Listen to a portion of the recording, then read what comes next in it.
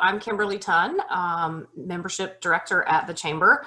I really appreciate you taking the time to attend this. We hope it is useful. We had feedback that people needed IT help that might necessarily, not have an IT guy in their business. So Joe Portz, I begged and begged him to do this, and he agreed. So we are videoing it for future reference. We will post it to our YouTube channel so that you can share it with coworkers, friends, and family.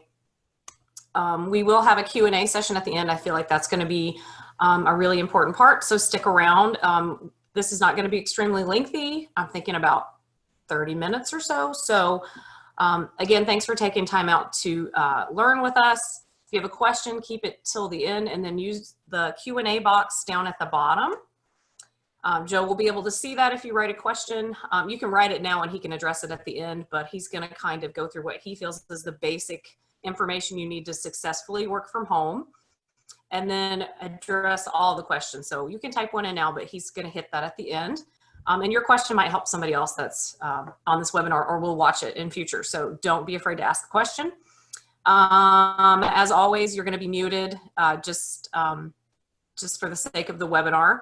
If you do need to speak, just put in the chat and I can unmute you. I'm going to give Joe the big screen now so that you guys can see him as the spotlight video, but I will kind of be here monitoring, listening, looking at the chat and stuff so that I can help. So thank you again. I'm going to turn it over. This is Mr. Joe Portz, great chamber member with High Point Networks. Okay, thank you, Kim, for the introduction, and thanks for the invite. It did take a little bit of prodding, but I finally gave in, so good work. Thanks, everybody, for taking a little bit of time out of your afternoon to join the webinar today. Going to try and just touch briefly on a couple of the aspects that we've been running into and questions and some pointers for people working from home through this pandemic. So 4 of the main points that I kind of want to talk briefly on today is going to be just initially your connectivity to the internet, what that may look like, and then into how you can maintain that connectivity with your coworkers and family, friends, clients. And then the third talking point, I'm going to go a little bit into your internet bandwidth, a method that you can go to check that, and if you're seeing some issues with connectivity, with dropouts and things like that, what things you can do to maybe correct that. And then I want to talk a little bit about security for your home PCs, your work PCs, and things like that, just to make sure that you're trying to maintain some kind of security level. So, okay. Starting with connectivity to the internet, everybody's got, if you have connectivity to the internet, you've already got some kind of router or some kind of firewall device at your home. And most of those today are also entail the Wi-Fi capabilities. We got a lot of calls initially of not being able to get a good Wi-Fi signal. And a lot of that has to do with the placement of your Wi-Fi device where your router is placed in your home. So obviously you want to be sitting as close as you can to that device. When the ISP like Swiftel or Mediacom installs those in your home, a lot of times they'll put them down in the basement or a place that's easy for them to make the connection, but that's not necessarily always the best place for you to be able to utilize it in your home. So you may need to move that to your office or to a central point in your home, so you just have a little bit better signal so that you can connect your devices up to. The other thing we noticed is that a lot of people are running some older boxes. With all of the devices that are connected in the homes today, phones, TVs, Alexas, all of those types of devices that use that, you probably want to make sure that your box is rated for gaming or streaming. especially if you're doing Netflix and Hulu and those type of services, streaming services. A lot of the older Wi-Fi routers just are not capable of handling all of that bandwidth. So along with that, a lot of times it's not easy to move that router or that Wi-Fi box just because of the way the home is designed. There are extenders that you can purchase that you can plug in different places around the house that will essentially make your Wi-Fi signal cover a little bit more range around the home. So those are some solutions that you can implement if you find that your signal is weak in the locations that you want to utilize your home office or any of your devices. So, and even today, they've got devices out there that enable you to install what's called a mesh network. I know Google Wi-Fi has a solution for that. It's essentially you buy 2 or 3 of the same type of access points, and you just plug them into various points of your home, and it just creates a network that looks seamless, so that your signal strength around all points of your home is good signal strength. So that might be something, if you have a larger home, that would probably be a solution rather than just a one wireless router box. So, okay. I think I'll stop on that. It might be getting a little technical for a few people, but the next talking point I'll go into is the reason we want to have that good connectivity in your Wi-Fi router boxes in strategic places for good signal is in order for you to stay connected with your clients and, you know, even family members, coworkers. Most people are utilizing streaming services, video services like Zoom or Skype. And in order for those streaming services to work, you definitely need to have that good signal. Couple of issues we ran into that we've helped people out with in regards to that is, you know, a lot of people want to use those virtual backgrounds.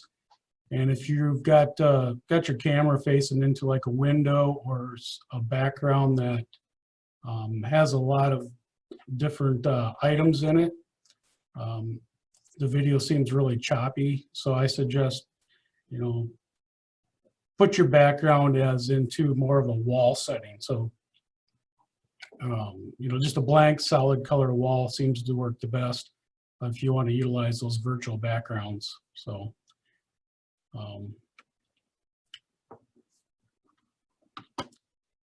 think the next talking point I'll go into here a little bit is, you know, I've been saying over and over, you know, you want to make sure you have a good Wi-Fi signal, but you also need to have adequate bandwidth from your internet service provider. And one of the ways to test that is just to pull up a web browser. You can use Chrome, Firefox, or just Internet Explorer. Any of those will work. And go to the website speedtest.net. Again, that's speedtest.net. And it's pretty intuitive from there. You just need to bring that up and click the Start Test.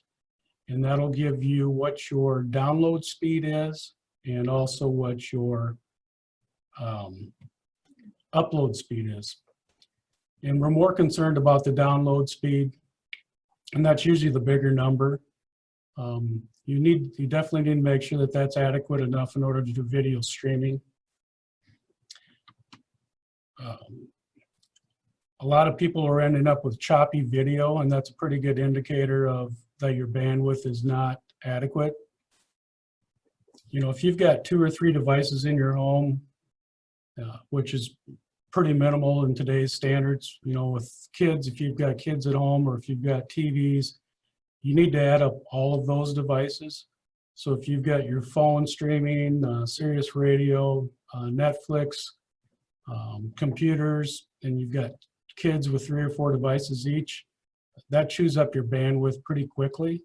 So, you know, even 50 meg download speeds is almost not adequate enough if you've got all of those devices talking at the same time.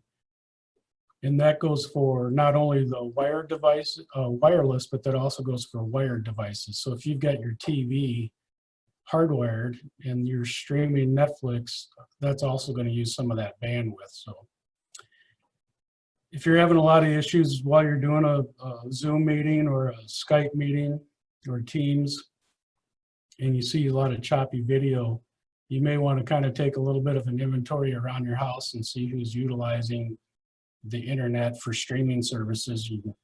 If you turn all of those off, you may find that your video is going to work just fine. So that's one remedy, is to make sure everybody turns off all of their stuff while you want to do a Zoom meeting. The second one might be that you need to increase your internet speed with your ISP. Most of them are providing just like a 50 meg download as the basic service, but I know Swiftel is going 120 meg, 200 meg, and I think they even have a 1 gig service now. All the different price points. And mentioning Swiftel, you know, if you're utilizing our TV service and you get your TV through Swiftel, that's also going to take up some of that bandwidth that you're also sharing for your Zoom meetings and Skype. So.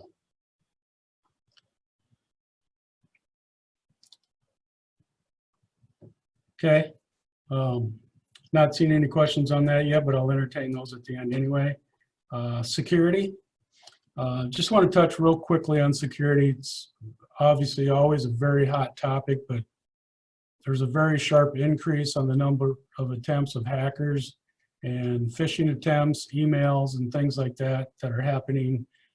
The hackers and the bad guys are taking advantage of the pandemic and these changing times, and they're really hitting things hard.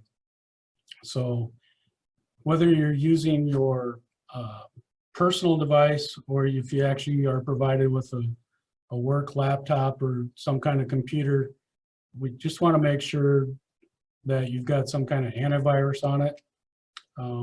Could be AVG, provides a free one.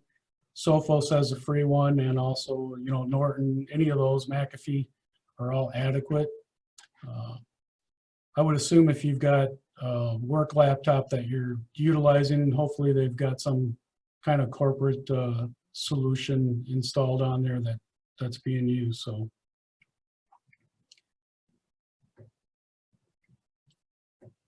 Also, the corporate, if you're using some kind of work laptop and you're want to utilize your company's resources that are at the headquarters or back at the office, many companies will use what's called a virtual private network, or a VPN, which allows you to connect to those services but also keeps them secure. That's very important to isolate that data traffic so that it's not being seen by other users that might be on your network.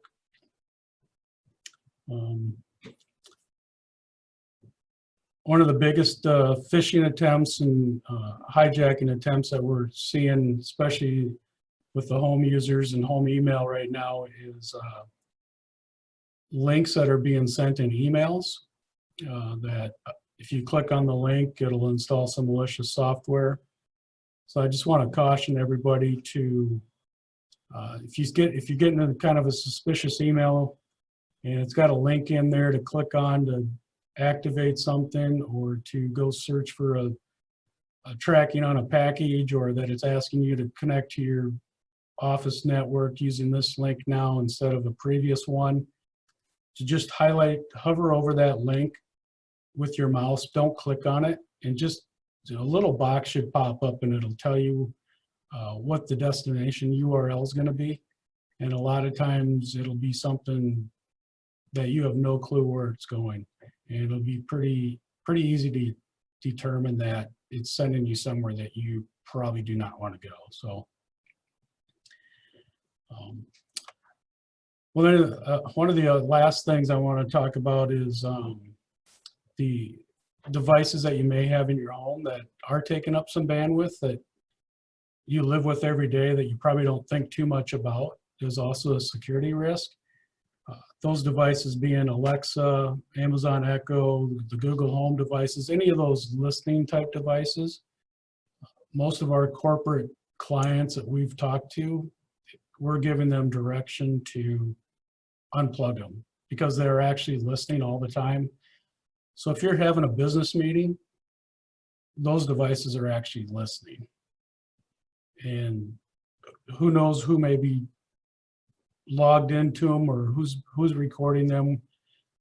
So if you've got a lot of sensitive information that's in your corporate meetings or in your business meetings, just take note that those types of devices you want to make sure are far away from where your office is set up at home, where you're doing your business. So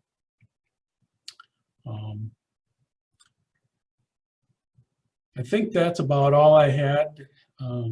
I know it was very brief and very short, but I just wanted to kind of touch on a few things that we were entertaining, having a lot of questions on from our business clients. And I would suspect that a lot of that would hold true for even people just trying to conduct a little bit of business out of their home or just trying to reconnect with families and friends, utilizing their internet and Skype and Zoom. So I think I'll open it up to any questions right now. We've got one question here that has come in. It says, do you sell routers and products to help our connectivity is slow and not working?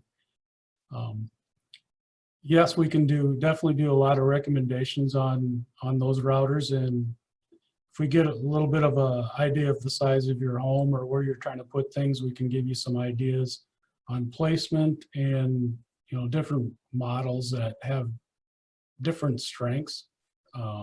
There's a lot of the routers nowadays are rated for small, medium, and large homes. And if you look on the back of the box, even if you look at Walmart or Best Buy, it'll kind of give you a display and the square footage of the coverage that those routers you usually will handle. So.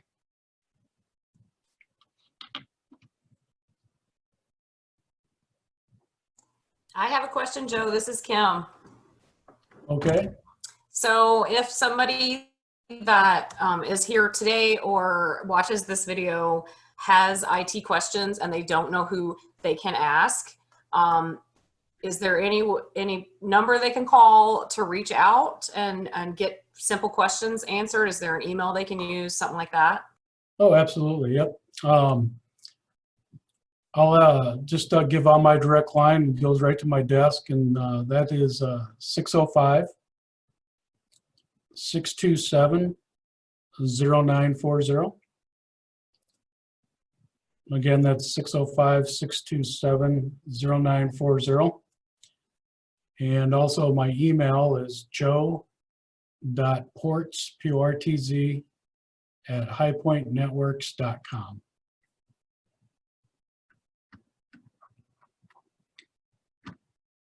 And just to follow up, if somebody had a very simple question, how did fees on those being answered via phone look to you at this time? Say that again, Kim. So if somebody that's watching this has a simple question for you, can they call and you would help them over the phone with no charge, or would there be a fee associated with it? I would say there'd probably be no charge for some initial consultation.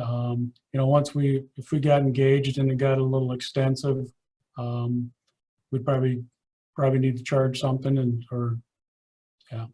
So especially if we enter an implementation phase of helping. So. You have more questions. Okay. Question is there a time of day that the internet is slower? I've noticed my Zoom meetings aren't as good in the afternoon. There are definitely times during the day, especially if you're on a service like MediaCom. I don't see it so much on SwiftTel, but MediaCom does a lot of sharing. So what I mean by that is if you've got a MediaCom service and all of your neighbors have MediaCom, a lot of those lines are shared just because of the technology. So, and you mentioned that in the afternoon, it seems like that's when you're having problems. And I suspect that's probably because the afternoon there's a little bit more activity going on in your neighborhood or even in your house. Maybe the kids are on, the TV's on. Just a lot more activity going on that pipe. So definitely have noticed that and have heard that numerous times. So.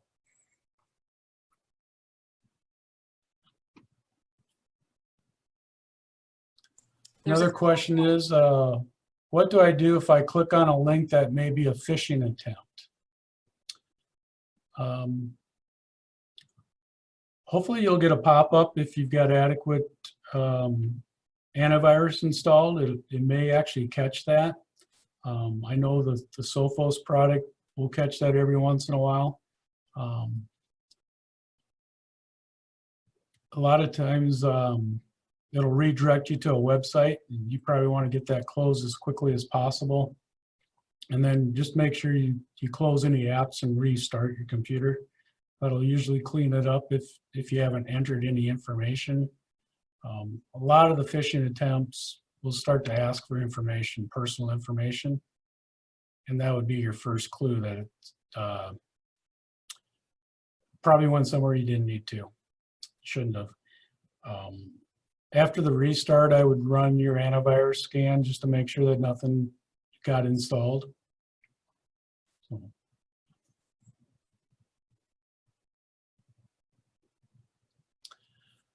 Another question is, what is the difference between dial-up and cable internet? Is one better, especially with a lot of devices?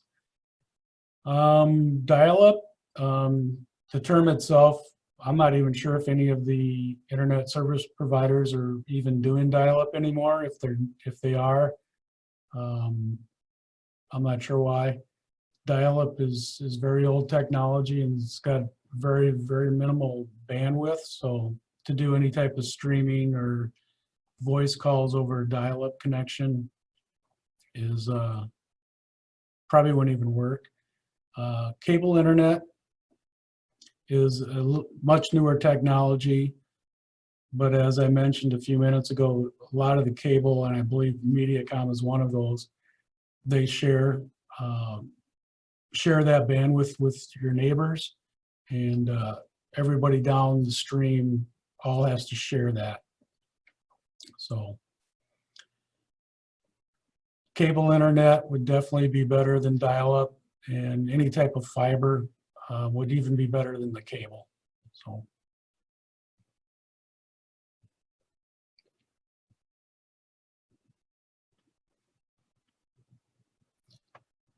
One more question. Can you help with getting my home office linked to my actual office? If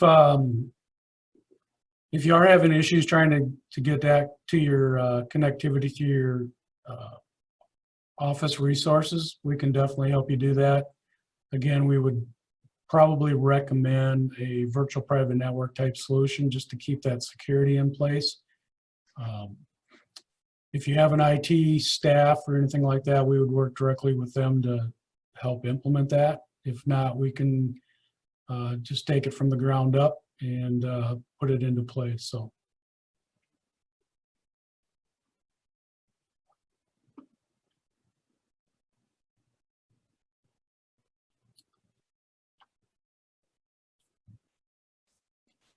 Okay. I think that's it. Does anybody else have any questions?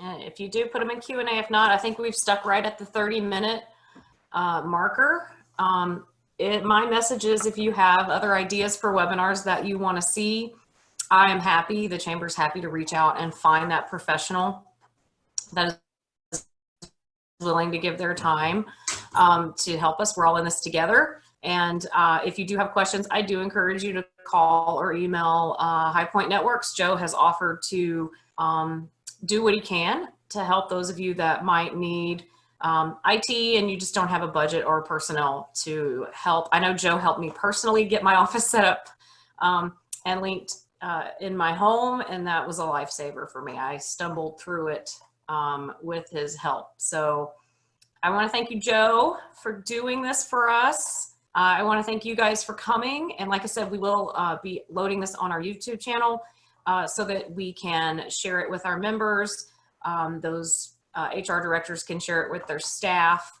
And hopefully we can help a few people that have been struggling without a resource. So thanks thank for you the invite. again. Yep. Thank you. Thank you, everybody, for attending. And don't hesitate to reach out to me, and I'll help you best I can.